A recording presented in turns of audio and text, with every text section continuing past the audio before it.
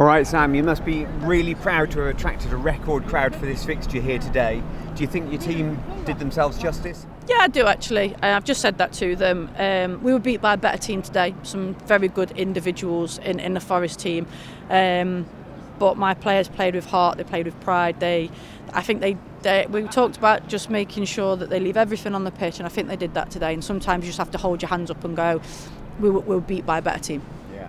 What do you think the main differences were between the two teams? Moments of the game, we talked about that before the game. Moments were going to be important. So if you look at the first 10 minutes, probably had two big chances. They go in, it's a completely different game. You don't concede 3 minutes before half time. As a manager, you've got your team talk set for half time, and that literally changes like that when you go in 1-0 down. So yeah, just little moments in the game that I think they edged it. Like I say, I think individually, I thought Charlotte Greengrass was exceptional. I thought she was excellent.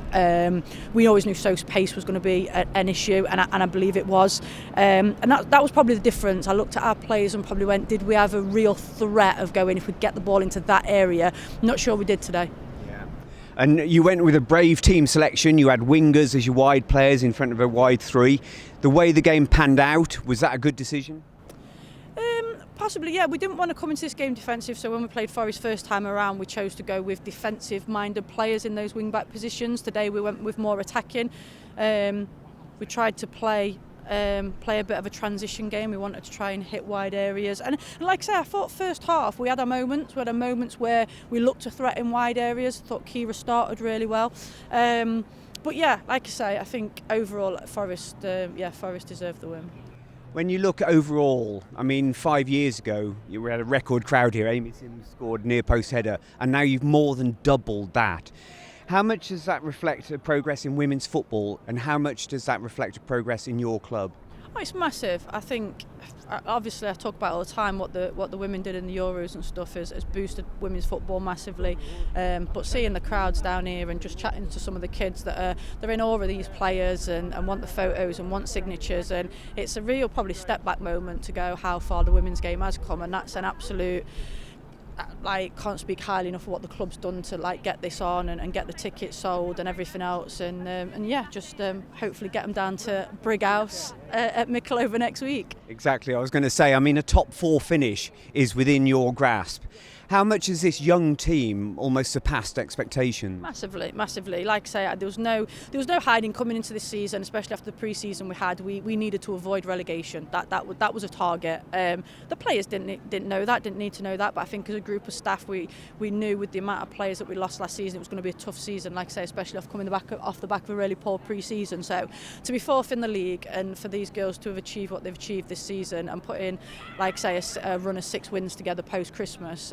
They need to be really proud of themselves, and we spoke about that before we even came out today, that they've achieved what they needed to achieve, and I just wanted them to work really hard today, come off the pitch with no regrets, and just make all those that have come to watch them proud, and I think they did that today. You might say you don't care, I don't know. You've just played the current top 2. Who's your title favourites out of those? If those 2 are the title favourites, who's your favourites? I don't know, it's tough. Like I say, we played Wolves. Obviously, Wolves are still in the race between the 3. We played them early on in the season. We only played Burnley last week. Technically, very good team, shift the ball very well. Good runners, good youngsters. And I just said to Andy, Forest were not far off the same today. The way that I thought they moved the ball effortlessly, which I think we struggled with at times.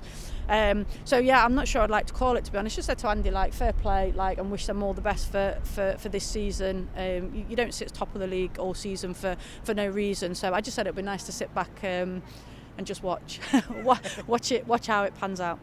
What are you looking to get out the rest of the season now? I mean, will you rotate players around? How are you seeing the rest of the season? Yeah, look, it's important for us we finish strong. I think the girls deserve that.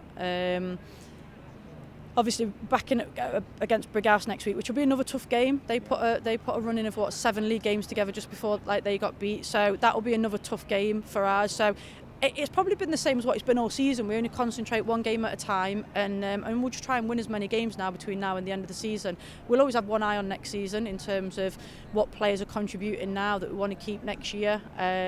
So yeah, just for us to do what we can between now and the end of the season, really, and finish on a high.